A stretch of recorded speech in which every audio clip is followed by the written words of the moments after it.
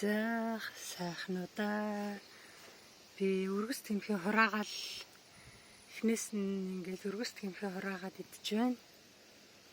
За тэгээ өргөс тэмхтэн хураахта та бүхэн ингээд өргөс тэмхийн доотлох нь өргөс тэмхнүүдийг аваад тэгээд навчнуудаа бас цуг танаад яваад байх нь зөв.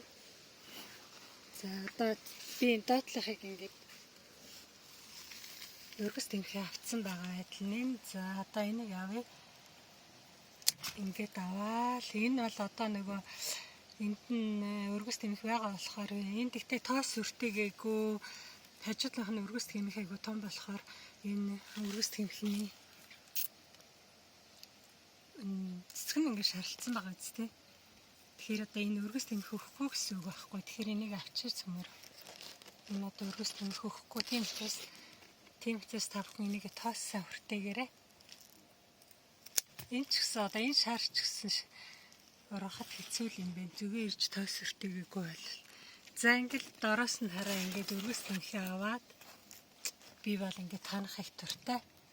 Тэгэл ингээд болж өгөөс сэрүүхэн үеэр хийгээрэй. Ингээд өргөс тэмхээ аваад танаа яваа те. Би хараа юм ойрхон шигүү ингээд тарьсан болохоор